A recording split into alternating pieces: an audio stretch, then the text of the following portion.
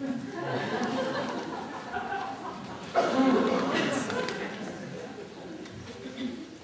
12 Days of Christmas, a hypothetical correspondence.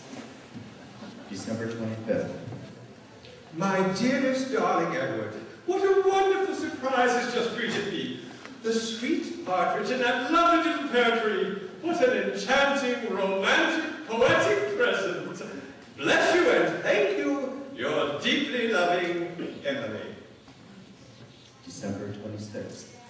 Beloved Edward, the 2 turtle doves arrived this morning and are going away in the pear tree as I write. I'm so touched and grateful. With undying love, as always, Emily. December 27th. My darling Edward, you do think the most original presents. Who ever thought of sending anybody 3 French hens? Do they really come from France? It's a pity we have no chicken coops, but I expect we'll find some.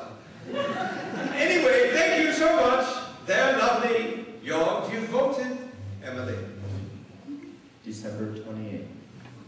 Dearest Edward, what a surprise! 4 calling birds arrived this morning. They are very sweet, even if they do call rather loudly. They make telephoning almost impossible, but I expect they'll calm down when they get used to their new home. Anyway, I'm very grateful. Of course I am. Love from Emily. December 29th.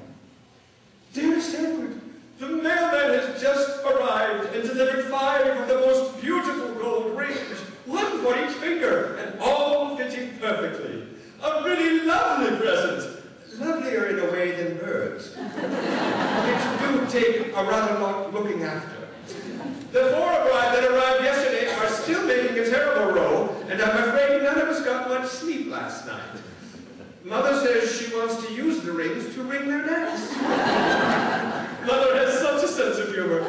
This time she's only joking, I think. But I do know what she means. Still, I love the rings.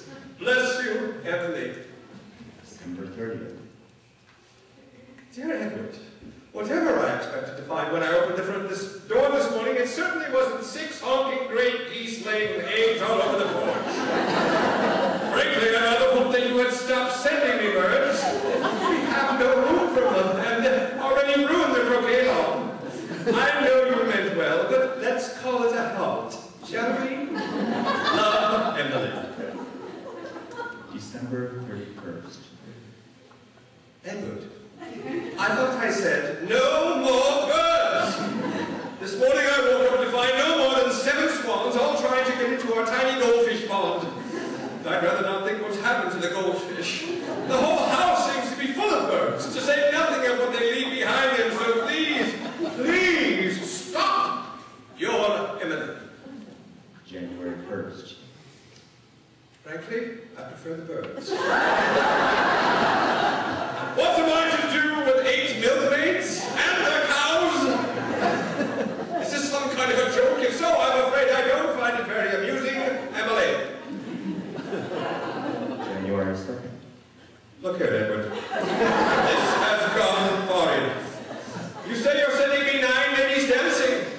All I can say is, judging from the way they dance, they're certainly not ladies. The village isn't accustomed to seeing a regiment of shameless viragos cavorting around the green, and it's Mother and I who get the blame.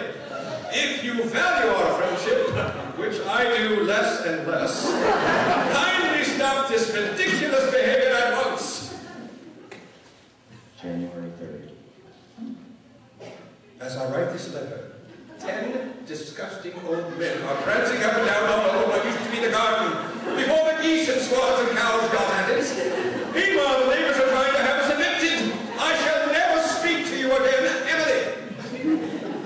January 4th. This is the last straw. You know I detest bagpipes. The place has now become something between a menagerie and a madhouse, and the man from the council has just declared it unfit for habitation.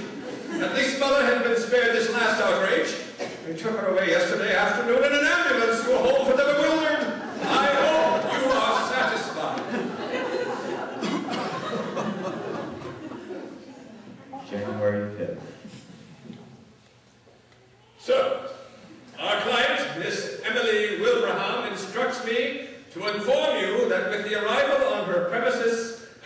7:30 this morning of the entire percussion section of the Boston Symphony Orchestra and several of their friends. She has no more course but to seek an injunction to prevent you importuning her further. I am making arrangements for the return of assorted livestock